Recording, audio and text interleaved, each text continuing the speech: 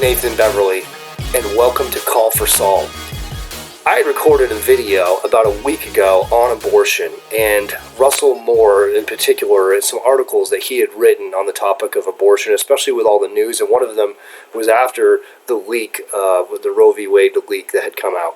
So it's very pertinent to the whole debate, the whole issue, and to get a good understanding of where Big Eva is coming from, where big evangelicalism is coming from. Russell Moore doesn't necessarily represent all of the Big Eva leaders, but it is interesting that we've been hearing a lot of crickets from a lot of big name evangelicals since this leak. It's almost like they're trying to hold back and they're not sure which way the wind's blowing, so they're not going to speak too much on this. Maybe they're waiting for the official decision to come out. I don't know. I've seen some responses, but Russell Moore has responded. He's written a lot on abortion, and we're going to get into this. This here right now is a little intro video because I had recorded the main video last week. But before I get into the main video, there's a couple things I wanted to kind of caution you about. First of all, this video there will be parts of it that are not made for kids. There's some pretty graphic things when I go into the details of what abortion is, and the reason why I do that. So if you have kids in the car, or if you're listening or anything, you may want to do this at another time.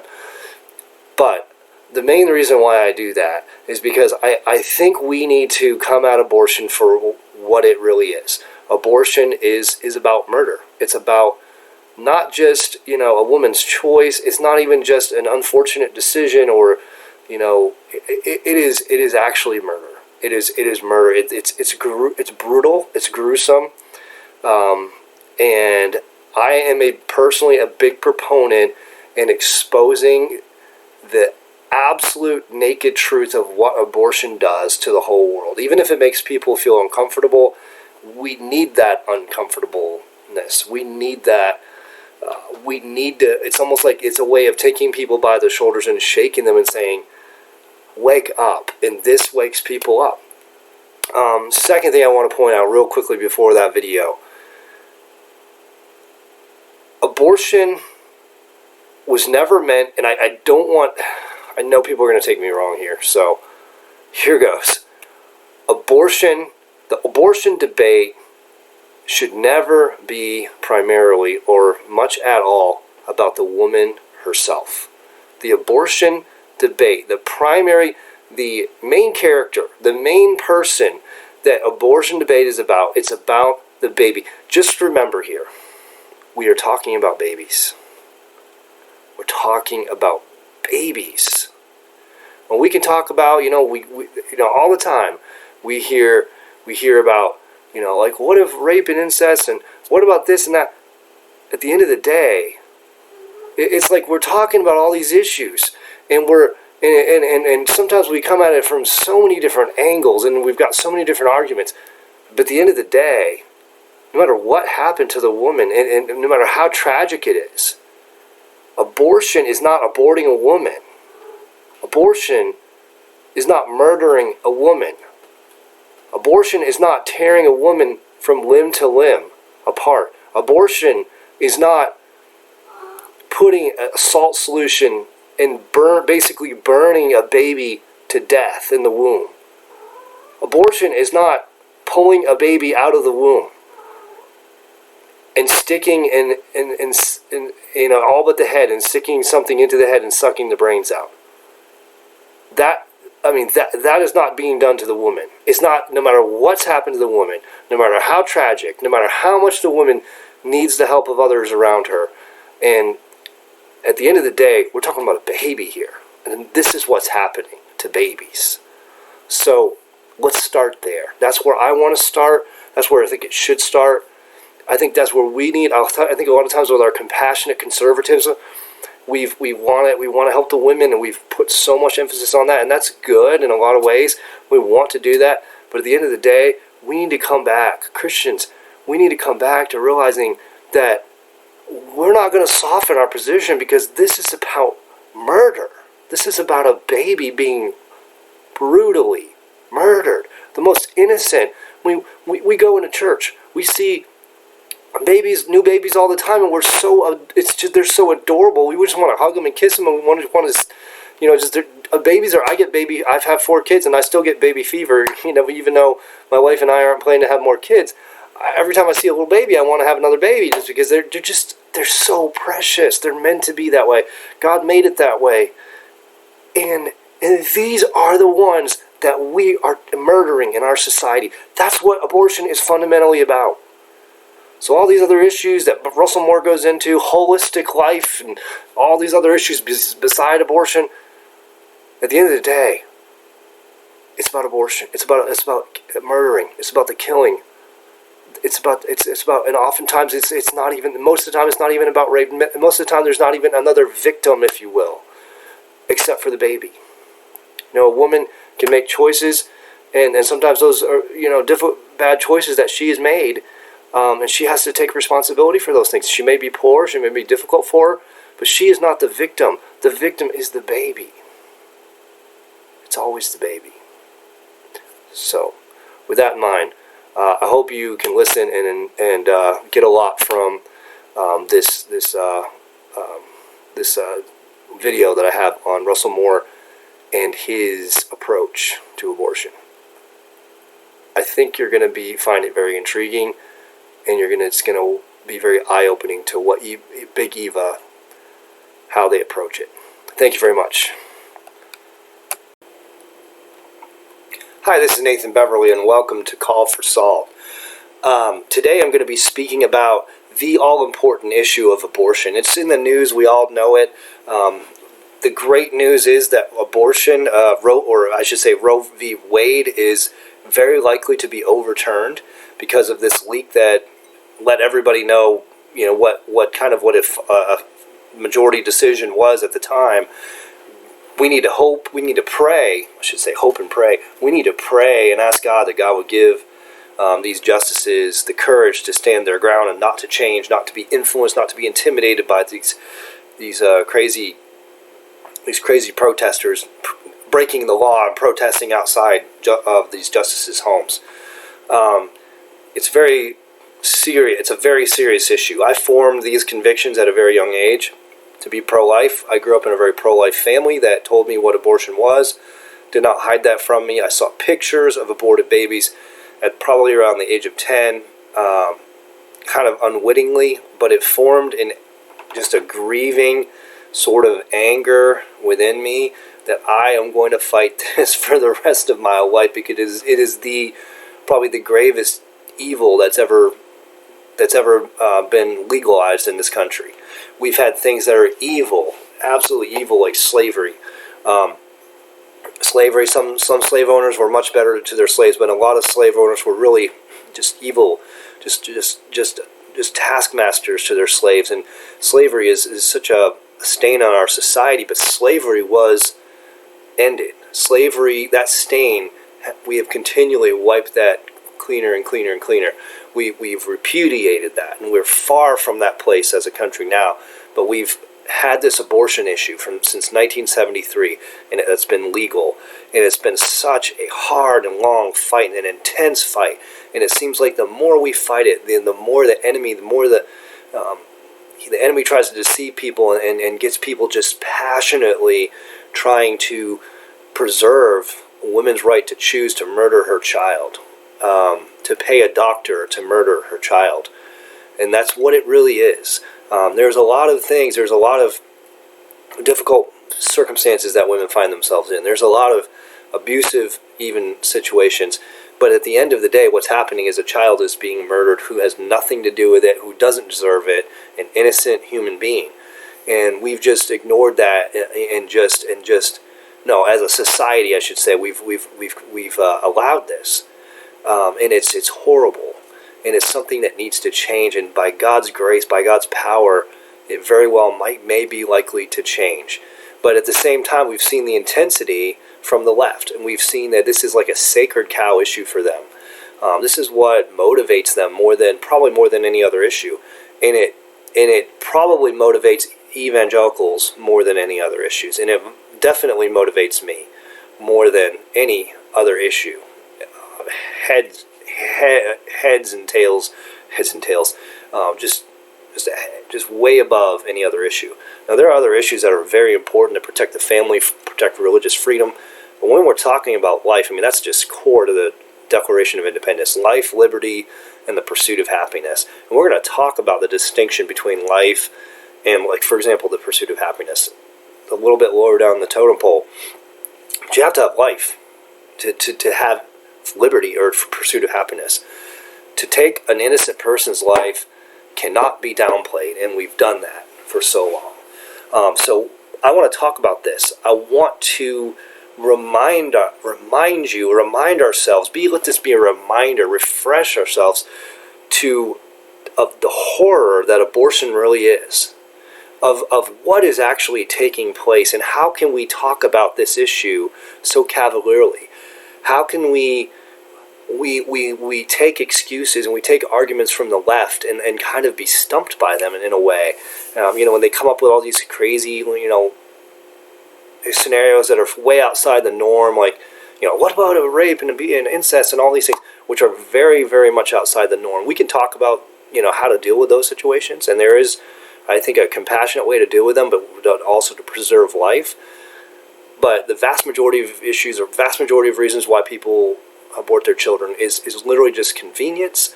It may make life a lot more difficult for some people, but it is not, for the vast majority of people, it's not going to be some kind of life scarring thing that will scar them for life if they have an abortion. If they have their child and they raise their child. But I want us to focus today. I want to read some excerpts from a couple different articles by none other than Russell Moore. Russell Moore is somebody that he tries to have a middle of the road or a third way approach to politics, and what they call third way, where it's neither conservative or liberal, but liberal on some things, conservative on other things, and all the while claiming that this is the biblical position. And there's a couple categorical errors that he makes, because what he's actually really doing is he's deceiving and leading people astray on this all-important issue. We cannot give up the fight. We cannot allow the left's arguments and their subtle lies lead us astray and soften this issue. That's what Russell Moore is doing, and I want to show you. He comes off as very pro-life at first. He actually has been very involved in the pro-life and was part of the ERLC, the president of the ERLC, the Southern Baptist Convention, for so long. The Ethics and Religious Liberty Commission. He has had a very big influence in engaging with the world and through pro-life issues as well. He is pro-life. He is pro getting rid of Roe. I will give him that. But he paints it in such a... You'll see what I'm talking about. But first of all, before I get into these articles, I want to say what I noticed that are the two main problems with Russell Moore on abortion. How he comes up, his arguments come up flawed, and his position is dangerous if we go with it, if we run with it, and we accept it. Everyone that claims to be an expert, that claims to care about abortion, is not always an expert and does not always care. Does not always really care. I'm not speaking to his heart because I don't know his heart, but I could tell you one thing. With some of the things that he says, it almost puts abortion to the side, like it's not that serious of an issue. And I'm going to show you how. I'm going to show you why. We need to mark people like this, because this is false teaching. This will lead people astray from clearly moral right and wrong issues that we must not. We must hold fast to what is right and eschew and hate what is wrong and stand firm and clear and have clarity on what we believe. So here we go. Two things. First of all, I see what appears to be an arrogance in Russell Moore. He wants to portray himself as an expert, as one that cares about abortion, pro-life, and all of these things. Yet he was the number one Never Trump voice in not just probably in Southern Baptist circles, but within the entire evangelical world. When President Trump ran for election and re-election, he stood and tried to convince people that it was immoral to vote and support President Trump. And that was just absolute with Trump's appointments to the Supreme Court, his very firm, clear pro-life stance. He was one of the, at least in his moral support and the policies that he tried to put in place. He's probably the most pro-life president we've ever had. And yet Russell Moore, for reasons of morality and personal morality and all of these things, Russell Moore, if he had had his way, let's put it this way, if Russell Moore had had his way and convinced enough people, not really anyone, he would love it if no Christian voted for him, then we would have had a Hillary Clinton presidency. We would not have had these pro-life justices. We would have had radical pro-choice justices, and we wouldn't be having this conversation right now. Roe v. Wade would probably have there would be no light of hope that it would be overturned. For years, for decades. And Trump shaped the court for decades in a pro-life, conservative direction. We cannot understate how important that election was. And that's why we voted for him. That's why people like me voted for him. I told my wife, I didn't know what kind of president he would be. I knew he was a Republican. Doesn't say much when he came from New York and had a history of supporting Republicans and Democrats, including the Clintons at one time. I had no idea. I mean, he was saying some conservative things in 2016, but I had no reason to know that I was going to trust him. He was going to be the first Republican president that I was seriously considering not voting for. But I told my wife this. I told her 2 weeks, the 2 weeks before this actually happened, I told her, I said, the only thing that could get me to vote for Donald Trump is if he came out with a list or promised to appoint conservative justices and told us who they would be, so that we know we can hold him accountable for those things. Because at least if he's not so good of a president and he puts in conservative pro-life justices, that they're going to last a lot longer than he will, and they will make a legacy for this country far beyond what President Trump did in 4 to 8 years. And 2 weeks later, what did he do? He came out with a list of these are the kind of pro-life, these are the kind of justices, and I'm going to make sure that they're pro-life justices. He even said that. And here we are today. I voted for him reluctantly. I mean, it was enough to get my vote, but I didn't know, he ended up being a great president. But here we are today we're on the cusp of possibly, very likely, overturning Roe v. Wade because of President Trump. If we had listened to Russell Moore and his ilk, I hate to say it that way, but this is evil what they're doing. They're deceiving people, and they're pushing the needle to the left by arguing and being so strong against these things. They want to look good in the eyes of the world. They want to be accepted by the big name media organizations. They want to have those positions. That's what it appears to be.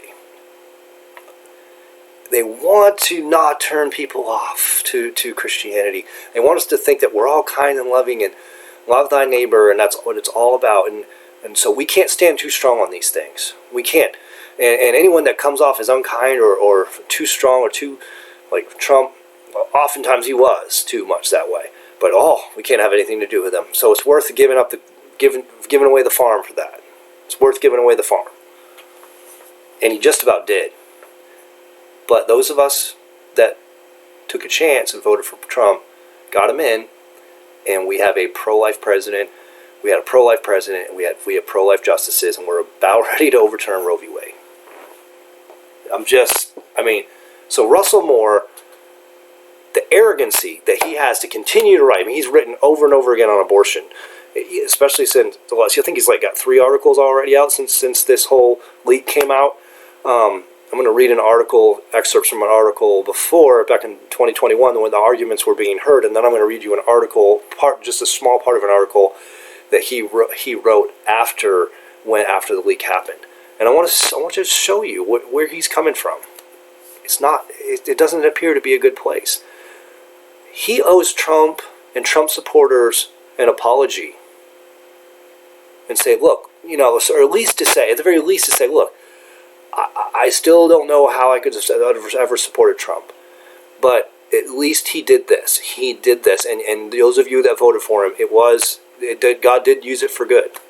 And I have to admit that it's not an easy situation to make that choice, and that's between you and God. But maybe you were right. Maybe you were right in doing that.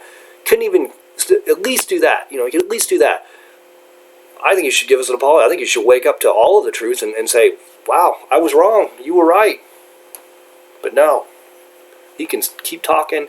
He can even try to take credit. I'll show you where I feel like he's taking some credit for this, and just kind of go with the flow.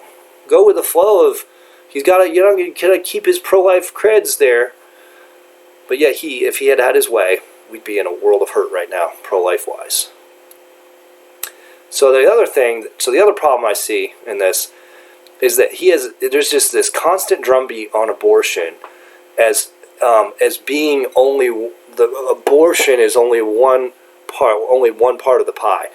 There needs to be a holistic approach to the pro-life issue. Now this goes back to a Cardinal Joseph Bernardin. When I was researching, I wasn't quite sure to pronounce his name. He was a cardinal, and back in 1983, he popularized this idea of this constant life or consistent life, pro-life,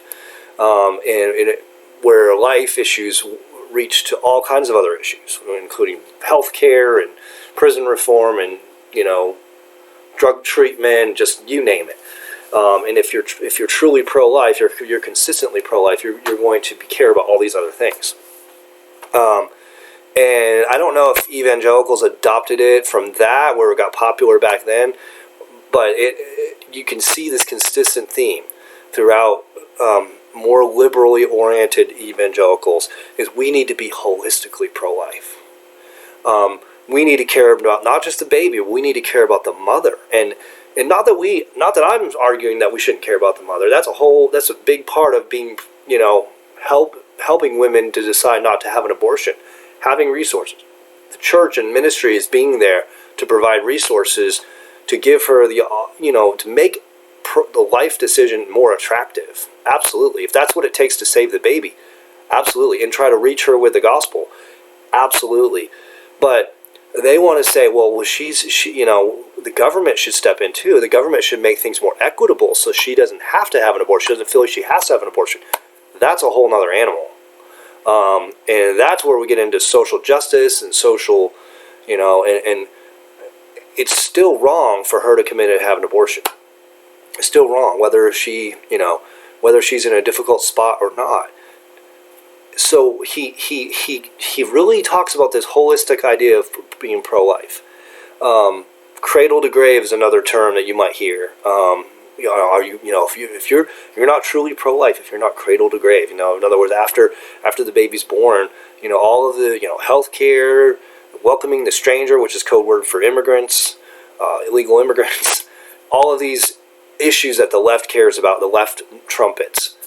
You see a lot of this from Russell Moore. So he takes, and what it's doing is it's taking away the seriousness from the abortion itself. So he's failing to recognize. What I mean by that is he's failing to recognize. He's failing to see the clarity, and he may see it, but he's failing to note the distinction between being pro-life. In other words, don't murder somebody, don't murder a baby, let them have their life, and being pro-quality of life. So what he's talking about with holistic life is, we need to make things more equitable for everybody, more fair, more, we need to take care of them, take care of the orphan and widow, and that's a biblical concept. That's the church, though.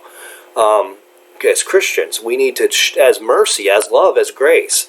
But we need to, the government as well needs to take care of all these people, and really what that is giving them a better quality of life. It's not, their lives are not in danger of being murdered. He's talking about making their life, quality of life. And he's putting that almost on par with abortion. Like, abortion is one of the many issues. And what that's doing is it's saying, it's kind of having this moral equivalency almost with abortion. There's no comparison between murdering somebody and not giving them free health care, or not allowing an immigrant to come across the border that's in a much worse life in Mexico. There's no comparison between those two things. There's justice, which is not protecting a baby and punishing those that would murder the baby. And then there's mercy or grace that we as a church show. So there's two parties involved, right? There's the church, and then there's the government. The government is their commission, their mission before their purpose in Romans 13 is to protect life, to punish the evildoers who would abuse other people. So they come with a sword. That's what the whole Romans 13 is all about. The government is there with a sword to execute justice or punishment on those that would hurt or kill other people. That's the government's role. Not to make things equitable, not to increase their quality of life, nothing like that in Romans 13. That's the church. Take care for the widows and orphans. Now, you could make the case that some of these mothers are sort of like widows. The children are fatherless. The father has left the home and they're struggling. And they're a lot of times they're on welfare already. They have a certain amount of resources from the government. And I'm not against totally against, as a society offering some kind of basic safety net, and there is not, but it's still difficult for them. But that does not mean the church can step in and help these people as part of a way to reach them with the gospel, to show love to them. That's mercy and grace commissioned through the church. But the government is a totally different situation. It is not right for the government to come in and say, well, we'll just take care of everything for you. We'll just make it so that there's no way you would ever need to have an abortion. Because that is getting away from the very issue that abortion is murder. It's not okay. It's not ever okay, no matter what situation you're in. It's never okay to murder somebody else, an innocent person. And when you try to blend all these issues together, you're taking away the seriousness of what abortion really is, the horror. Let me ask you something today. When you first heard about abortion, as a child or whenever it was, how horrific was it to you? What went through your mind and heart? Was it serious? Is it shocking to you that innocent babies are literally being torn apart in their mother's wombs? There's a lot of other ways that they've murdered these babies, and I won't even go into the details. They're just it's heartbreaking. Is that not way more important than making sure that someone has all the adequate health care? A lot of these people already have Medicaid. Emergency situations, they have government resources. But making sure that they have all the perfect Cadillac plan. Or that the immigrants can come across the border and have resources, all the resources that regular Americans have. And that's somehow our way of loving our neighbors through letting the government give all this extra money to them and resources and allowing them to come in. Can we compare these issues? Babies are being murdered. Over 60 million have been murdered since the anniversary of Roe v. Wade in 1973. Let's take a minute and let the weight of what abortion is sink in. Russell Moore doesn't seem to do that to me. Let's read these articles. First of all, I want to go to the article that he wrote on November 4th, 2021, when the arguments were maybe made before the Supreme Court. I'm not going to read the whole article. I'll read some of the beginning. A good bit of this one. Next one I won't read hardly any of. But let's look at what he says. I want you to see the things that I'm pointing out here, the things that issues I had concerns with. Oh, I'm going to make links to these articles in my description section of my YouTube channel under this video, so you can look them up there. Alright, so here's the article back in November 1st of 2021 when it was being argued before the Supreme Court. It says the pro-life cause is not a lower priority for Christian. I'm sorry. The pro-life cause is now a lower priority for Christian. That's bad news for everybody. Sounds pretty good, right? Sounds like he's hitting it right on target. We'll wait and see what he says. He says, in less than a month, the Supreme Court will take up arguments on the Mississippi case that could conceivably spell the end of Roe v. Wade, which legalized abortion as a constitutional right. At the same time, the justices sent signals that they were perhaps dubious of a recent Texas law that sought to restrict abortion through civil liability measures. For the first time in a while, it seems that abortion is at the forefront of conversation in the United States, and yet some surveys suggest that abortion is not the motivating factor for evangelicals that it once was. Now he goes on, I'm not going to read through this, he goes through the polling on this issue, conjectures that it's very possible that it could be because of COVID has kind of taken over conversation, and that's become a very important issue to people, evangelicals, things like that. And he actually is right, and I agree with him on the fact that he's saying it's still a very, very important issue that's under the surface maybe right now, but it's motivating evangelicals, and it always has. So I agree with Russell Moore on that, and I think that he's good for making that call. But then he goes on and he says, let's see here.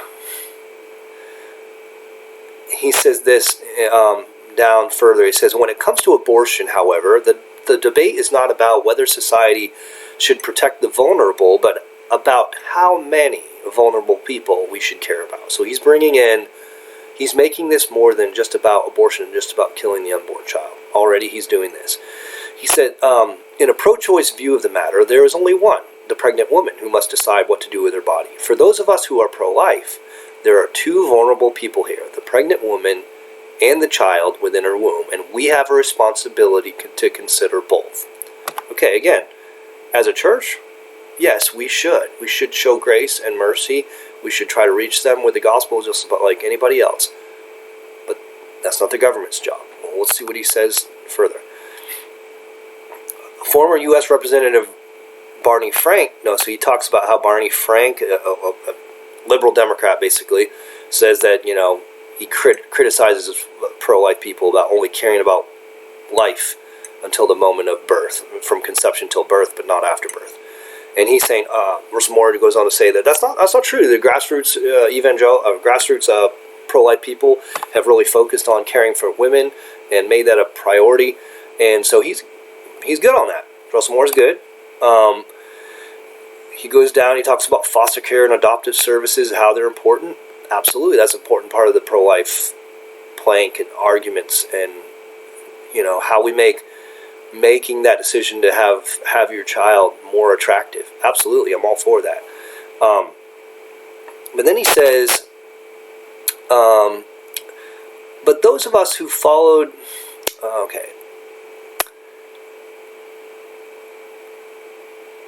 let's see here. He's talking about how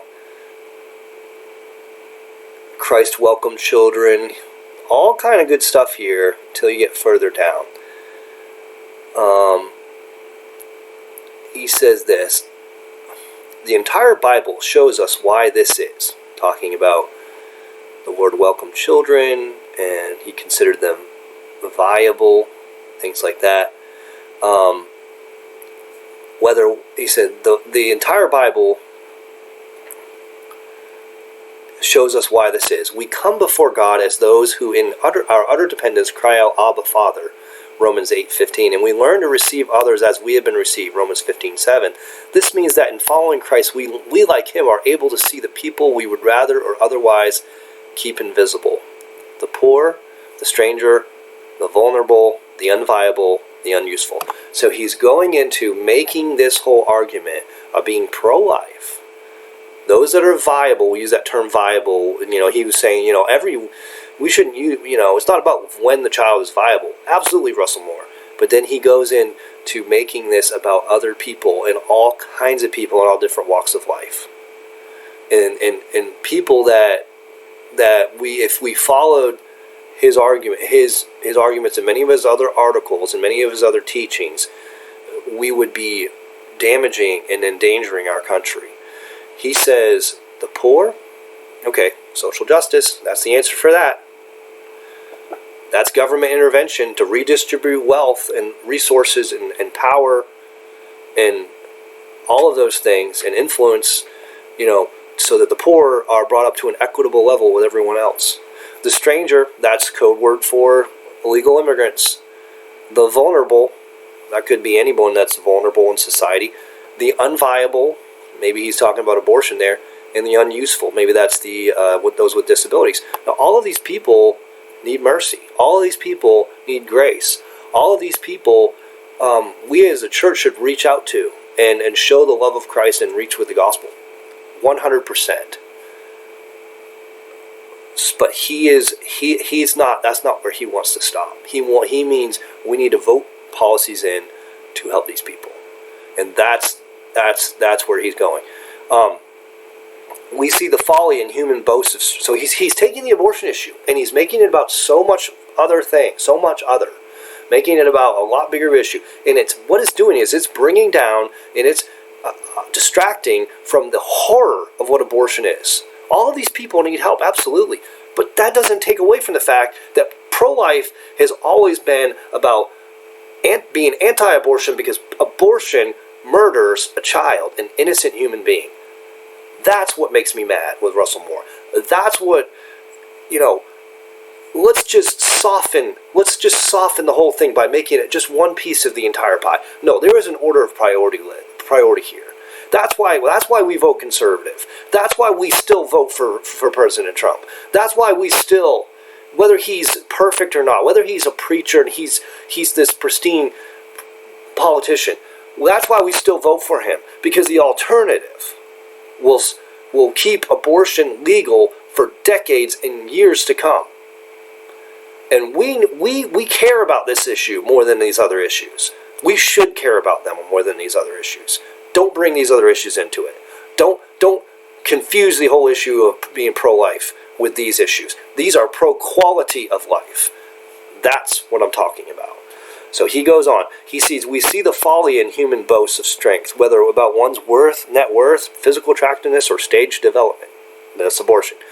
Whether living in the uterus of a mother or in a nursing home, forgotten by everyone. Human dignity is not an earned right, but a signpost to God, pointing every human life back to the Word who took on flesh and dwelt among us. Okay, I'm just not sure what that has to do with abortion being murder. Yeah, okay.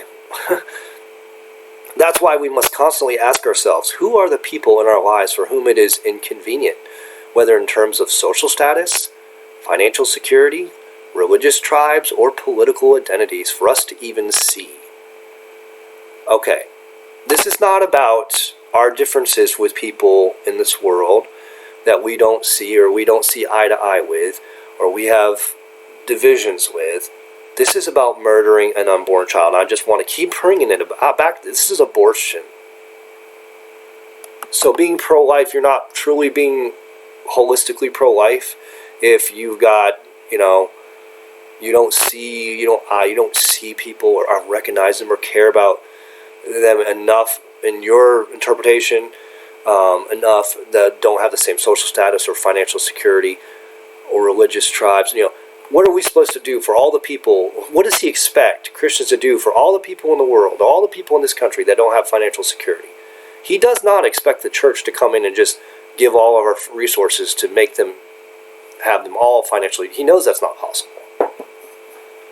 But what he wants, these are issues that he knows that only the government can attempt to bring quote-unquote equity to.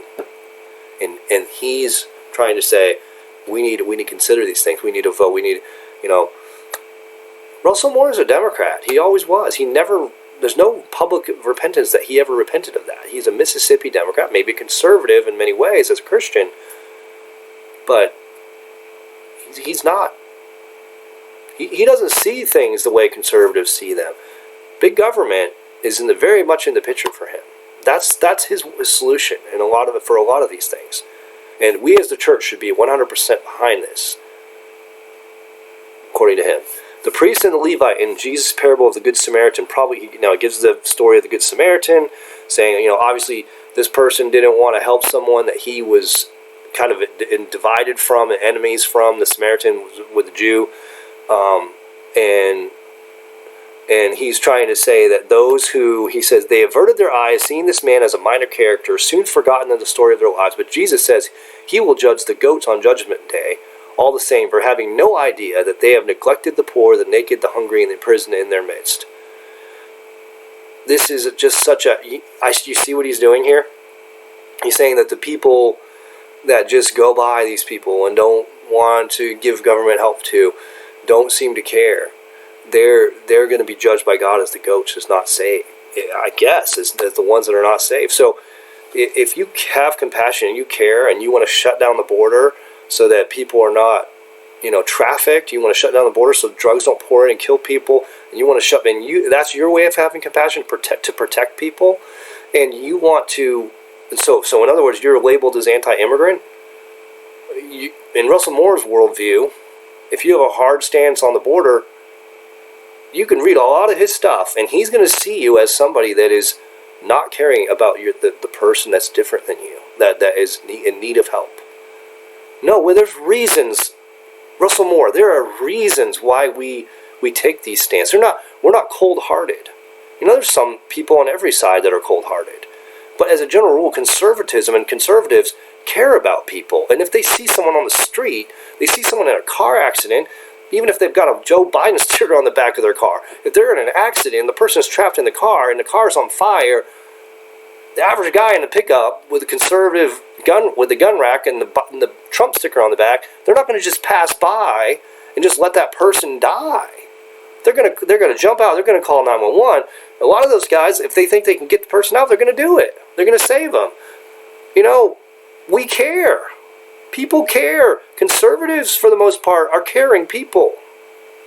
And to label us as people like that, because we don't want to let the government take care of it, and we don't want to, we somehow have lacked compassion, and you're using this whole abortion thing, which is about murdering the unborn, to bring out all this other stuff, to point the fingers at, again, it's always punching to the right. It's punching the right and moving the needle to the left.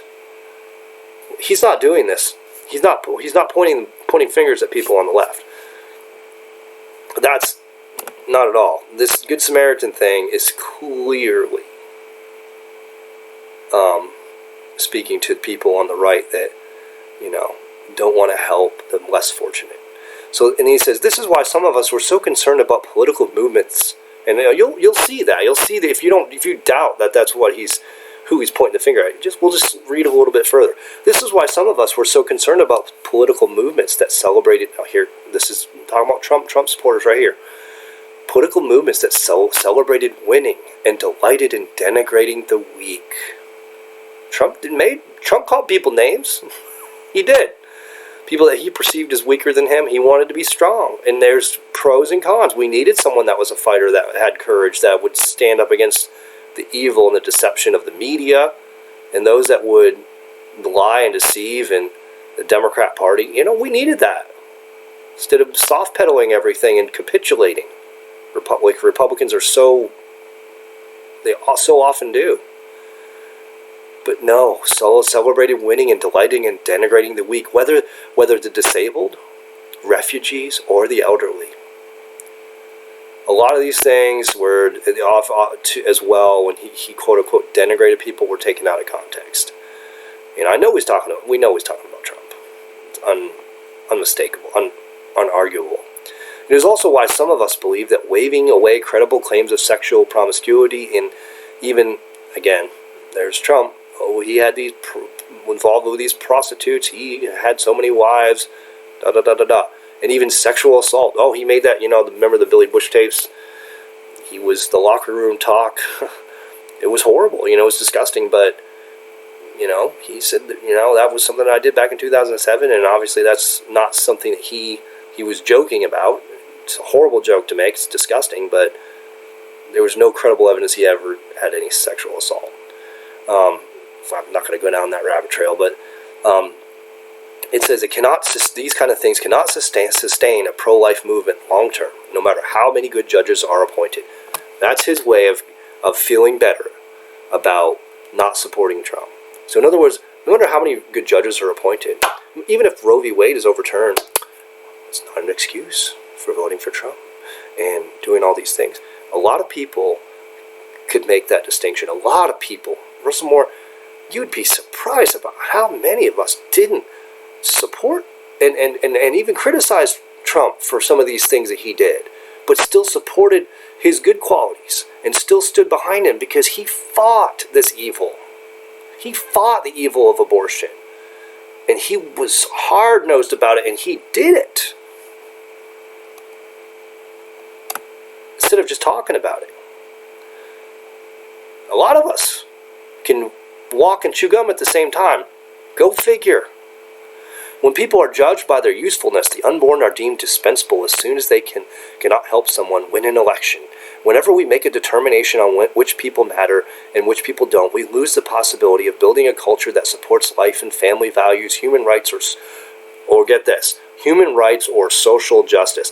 He's making this all about everything else. So in other words, he's saying, when we pick and choose who's valuable and who's not. In other words, if we can be pro-life and say that they're valuable, when we don't say the immigrants are valuable, when we don't say that the poor and the marginalized, they're not valuable because we're not supporting social justice, then it just completely destroys our argument about being pro-life. In other words, you're not truly pro-life if you're not holistically pro-life. If you're not all of these other big government solutions to make everybody, to care for everybody the way they need to be cared for. This is liberal. He's a liberal on all of these other issues. He can be pro-life, but he is liberal on all these other issues. Remember, social justice is not biblical justice. Social justice is about evening the score within. Anytime there's disparities, trying to even the score and making sure that everybody else has the exact same outcome. That's just not possible without robbing from other people, without being unjust to other people. And it creates a victim class. It creates constant division. We're seeing it with this critical race theory. It's just, you should know better, Russell Moore. You should know better, but you're peddling this stuff. You're a false teacher. In the end, all we are left with are constituencies to reward and enemies to punish. Now, let me say a minute about a thing about this. He's talking about Republican politicians here, who in the end, it's all about power. It's all about just making sure that we're rewarding our constituencies. We don't have any convictions and really care about people. We're just doing it to get a reward our constituencies and punish our enemies. That's what politics is. And politics gets dirty, absolutely. And there's corrupt politicians, and politicians have bad motives. But at the end of the day, they're representing the will of the people. And if they don't, the will of the people will vote them out. So whether a person has bad motives, whether they are an immoral person in their personal life, if they vote and put in the right laws, that's what they're there for. And that's what we care about the most. We don't care about having a preacher or a perfectly moralistic person. We're not purists when it comes to politics. We never will be in a sinful world. But we want them to vote and make the right decisions. If you look at most Republicans, there are some rhinos that are exceptions to this, but for most Republicans that call themselves conservatives and pro-life, you look at their voting records, they're going to be pro-life on most of the time. Now, they might not fight proactively for it. And that's a whole other ball game. But when the crazy Democrats try to pass crazy stuff, they're going to be a reliable vote no on these issues. And they will, and when some conservatives actually get a backbone and put some pro-life legislation through, these pro-lifers are pretty much going to, most of the time, are going to vote yes to support that. Because they don't want to get fired. They may have wrong motivations, but they don't want to get fired, and they're there to represent their constituents. And if not, we the people can hold them accountable. And that's the beauty of the American system, the representative form of government. We're a democratic republic. So That's all smoke and mirrors. In the end, we're left with the consistency. Politics is always going to be corrupt to a certain extent. Let's do the right thing. Let's pass the right laws. Let's see the right policies be put in place. That's what matters. At its best, the pro-life movement once cut across the polarized cultural wars, despite the publicized images in popular culture of angry protesters. Now he goes on to say, I'm just going to read. He admits here that, pro-life movement is, for the most part, has been very pro-women as well, trying to support them. But then he goes on and denigrates conservatives, again, what he considers as, he paints all conservatives in this horrible light, or many of us. He says, throwing in race here, white racial grievance and fear of those who are different, by contrast, is not about loving your neighbor. In other words, those who have a fear that this country is going to be so different than their white culture. I don't know many people like that. I think that's very rare. Maybe some pockets in the South, but there's nothing wrong with having a culture, and it may be primarily white people that are in particular cultures, but black people have that too, and we can celebrate the differences that we have. There's nothing wrong with that. But no, I don't see a lot of people grieving that, we're losing a white culture. He says it's not about loving your neighbor, but about preserving yourself. So he's trying to say that conservatives, a lot of us out there, we want politics, we want we want to have power in politics so we can preserve our dying culture, Western civilization. He says, and when these become badges of identity, human life begins to be defined not by the image of God, but in terms of likeness to us. And we define us more and more narrowly all the time. In other words, we're not really truly being pro-life if we want to be different. We want to preserve our culture and we're superior. We think we're superior than other people. Yeah, if we think we're superior than other people because our culture makes us that way, then yeah, that is wrong. But there are some superior cultures than others. I mean, some are more moral, some are more influenced by Christianity and biblical concepts. That can't deny that. So we do want to preserve those things in culture. And if it happens to be mostly whites that coming from a Western mindset, a Western civilization mindset, if it happens to be mostly whites that are in that culture, that's not wrong. We still need to preserve that. We don't preserve that as a racial issue. We welcome all races into that culture. But if it's a culture that is basically still has family values and nuclear family and all of these things, and some morals that are coming from the Bible, we need to preserve that, and we need to say, yeah, that is superior. And if it's it's not about us. It's not about, like he's saying, it's because it's not about us. We want it to be about us. No, it's about what matters. What's the better culture for people to flourish in. And he goes on to say down here, he's talking about a book. He's basically talking about how Western civilization and Judeo-Christian culture, he's kind of poo-pooing these ideas as being this majority mindset.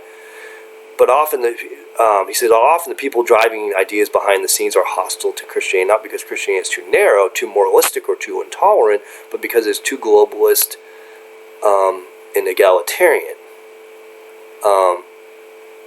So he's probably basically trying to say the people that are conservatives that are driving narratives that are hostile to actual Christianity are doing so because they're concerned about globalism and egalitarianism.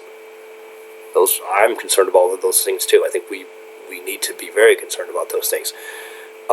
He says Christianity upends ethnic and national superiorities because, as Rose writes, it requires non-Jewish Gentiles of all nations to adopt the sacred history, even the deity of another community, connecting their deepest beliefs to the unique experiences of a foreign people, namely of the people of Israel. Okay, so we go back. We have cultural aspects that have affected us through the people of Israel. Absolutely.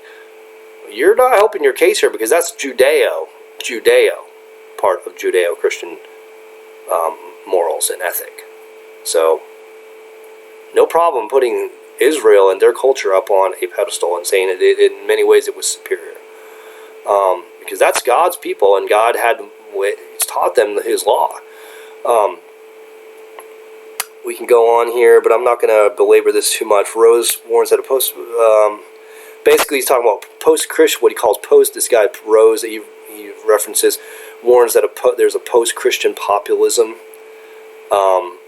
Speaking about when you hear the word populism, that's code word for basically the Trump type of conservative that are just God and country with focus on the country, focus on being very patriotic. You would probably call it Christian nationalism or nationalism. Yeah, we can worship that too much. There's like idolatry could be in anything. It could be on the left, having all your social causes and making sure you're a good person and eating all those things. That's an idolatry too. Or you can worship your country too much if you put it before God. And there's people that do that. Don't get me wrong, but there's people that are not Christians that will do that. But at least they still have conservative values. They still have the vestiges of a biblical worldview when it comes to a lot of their values, because they're conservative. And they're still holding on to freedom and protection of the unborn and the nuclear family. They're still holding on to some of those things. And so he's saying that these people are just horrible. He's saying that they give defiant expression to primordial passions once disciplined by religion, that liberalism tried to repress, but preserving cultural differences, punishing enemies, and deposing disloyal elites. Yeah, they want to punish their enemies. Yeah, we want to punish our enemies. There's nothing wrong with wanting to punish Hillary for prison. What she did to try to depose a sitting president that we voted for, the majority of states voted for, was just absolutely disgusting. It was illegal. It was underhanded, and it fabricated evidence to take out a sitting president. The Democrat Party and Hillary paid for a dossier that was completely made up and was garbage, and filtered it through and went before a FISA court, the whole 9 yards, to try to cause an investigation to take Trump out and have him be impeached or removed from office. As simple as that. That's evil. And yeah, we want to see people like that punished, but they're not. The Democrats get away with pretty much everything. We all know that. So yes, we are people with populism that wants to see justice finally done. We want to punish our enemies, absolutely. Deposing disloyal elites. Yeah, people in the swamp who are disloyal that, are and pushing the needle the other way and covering up and for all this craziness. Yeah, they need to lose their jobs, lose their positions. And he says, if you thought the religious right was bad, just wait until you see the post-religious right. I would say the post-religious right, or the people that are not Christian or religious but are still strong conservatives and Trump supporters, these people are going to be more open to the gospel and coming to Christ, because they still hold on to the vestiges. They still have an openness to these things that are truly right and wrong according to what God says. Oftentimes the left have rejected these things, and they shake their fists, and they have a lawless attitude towards the things of God, and they're openly hostile to the things of God. There's a harder heart towards God. They don't respect God and country like non-religious conservatives do. There's still more hope for these people, for these evil populist people with primordial passions. I don't like the way, now Russell Moore's quoting somebody else, but he's affirming it and he's using it. I don't like the way he looks down on the regular old conservative, populist conservative Trump supporter in this country. I see an arrogance here, and it's just, and this whole thing is supposed to be about abortion, and he's making it about so much more, to point the fingers at you and point the fingers at me, those of us who had the gall to vote and to support Trump. Unacceptable from someone who calls himself a Christian. This is false teaching, and this is dangerous. And I'm just going to, real quickly, want to point the finger at this last article. This is right after he found out about the leak. I think this is the first article he wrote about after the leak. I don't see a celebratory tone here. I don't see an excitement and a praising God for abortion probably being overturned, or at least Roe v. Wade being overturned. I don't see that in this. I do see his support, and at least on paper for this, but I see an arrogance here too. He says, as I write this, pro-life Americans don't know whether to celebrate, and pro-choice Americans don't know how to protest. That's because all of us are looking at the news. A leaked but not yet delivered majority opinion from the United States Supreme Court overturning the Roe v. Wade decision from almost 50 years ago. For years, many of us working in the pro-life space have anticipated the day that the Supreme Court would announce the repeal of Roe v. Wade. I'm glad he's anticipated that day. At least he's saying that he does. Years ago, when my team and I were working on the Ethics and Religious Liberty Commission, we planned a pro-life event called Roe 50 to mark the anniversary of the decision. Now, get this. I was the one arguing that the branding team should prepare for the distinct possibility that Roe wouldn't even make it to 50 years.